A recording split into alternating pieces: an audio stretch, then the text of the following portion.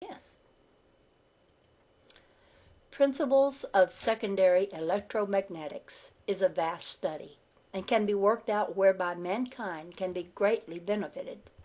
These electromagnetic forces and principles are free for anyone to utilize, being all-pervading, everywhere present. The keys to these things are now available to those who seek them. These natural universal forces must not be employed in any negative, destructive manner, but only for the highest good. Our brothers can be called the watchers of this planet and, of course, other worlds. If a knowledge of the electromagnetic forces and principles are used destructively, they can offer opposition by immediately nullifying the force. Then those with evil intent cannot accomplish their purpose. It is quite obvious that what man of earth believed yesterday to be true does not apply to today, and ever it shall be as long as he continues to make the effort to grow in knowledge and wisdom. But how can he believe he is growing or progressing when he calamitously condones destructive preparation, which can only prevent growth, and that may rob us of a future? The things being done are but barbaric and outside the pale of civilization.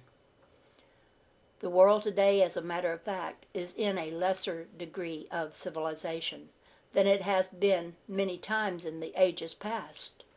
But you may exclaim vehemently, that cannot be. We are civilized. But are we? If the world were civilized, would there be crimes, torture, mass murder, false doctrines, etc.? Since war, hatred, and intolerance are major factors in the life of man, he is uncivilized. He has not advanced very much in the last 2,000 years, having only learned to use more of the laws of nature for his own comfort. As far as his spiritual growth and awareness are concerned, he has made little progress. I'm going to add something here. This was back in the 1950s, and I think that we're growing in that area, and there's a lot of us waking up. So do be aware that a lot that he was seeing in the 50s, this was pretty much true, but now I think that's changed. We're on the upsurge. Now to continue on.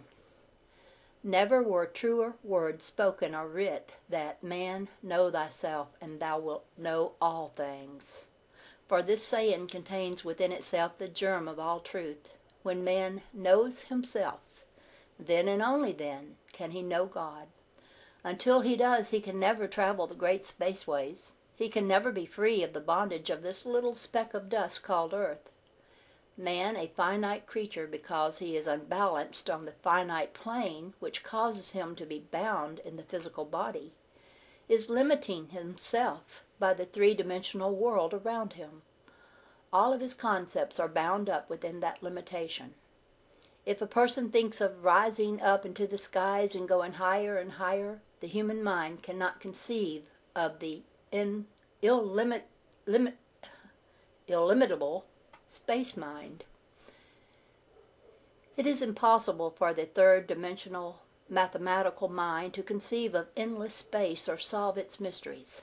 Our mathematical speculations upon space are third-dimensional attempts to rationalize a higher-dimensional geometry. The explanation of the fact that the great void is truly endless and just as truly bounded, not limited, lies in the expansion and contraction of the void, and that is in absolute space. The final mind, being illusion-clouded, pictures space entirely different from what it is. The mind recognizes space as apart from itself because of its unconsciousness of the oneness of itself with space. We live in mind space, one with the cosmic. Cosmic mind is space, and space is cosmic mind, moving in an ordered procession of movements. Our consciousness of the cosmic is a part of the cosmic consciousness of itself. There is no existence of anything except in this consciousness. We cannot reach the limits of space by reaching out beyond or by counting millions of light years, but by turning our thoughts toward the cosmic mind. Then we will find space and infinity in one. We can attain to the higher only by spiritual growth and awareness. Only by our development of consciousness here on this planet can we become ready for a higher planet. Such development is brought about by experience and desire, by tuning to the true inner man, the spiritual man. This does not mean you must eliminate all material things from your life. All the sages of all religions have taught that man must become spiritual because Jesus said God is spirit and must be worshipped in spirit and truth, a passage which is quite overworked. Man is made not in a physical image of God, but in the spiritual image of God. Man should realize that he is not a child of God, but is in his highest nature God itself. God itself, because he is neither male nor female. God is all things. He is one. There is nothing without him, nothing in all the universe which is not God. Even negation, or that which man calls evil, is God, which is in a condition of inharmony in relation to the perfect order of God. Man himself is a fallen God, yet he is still a channel through which divine order seeks to perfect negative disorder. Every experience we can conquer perfects some of the disorder into a condition of perfect order, which results in growth and expansion of divine light. Many have a wrong conception of God. Living in a world of form and substance, they are accustomed to measure God by their own ideal of form and substance. They say that he is perfect. They say that he is the absolute of all there is, and they are correct in that in a way. But it is natural for the material mind to limit God. They think of him as all perfection, and there is nothing beyond that perfection. Have you ever thought that what is perfection to man is not perfection to God? If God is a living spirit, he is a growing spirit, and he cannot be limited in any circle, even perfection. If that were true, then God could not think a new thought. He could not create anything new.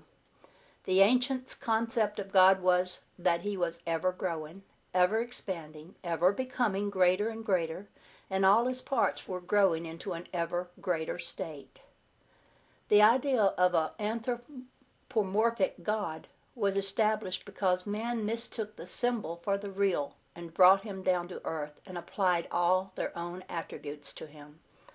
That is why we read in the Old Testament that God was a jealous God and that he repented. Man fell from his high estate and he repented, and he thought God repented. That is the way with people. We try to blame things on someone else, and man must eradicate that condition from his consciousness.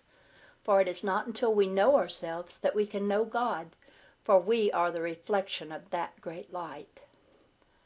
Light can be described as a composite of the soul's wisdom. The human organism is connected with its soul by a ray of an ineffable divine light. The light in the average person is only slightly expressed, as he is not conscious that it exists. The light must be set into motion. It must flow through the individual to become a reality, and not just a potentiality.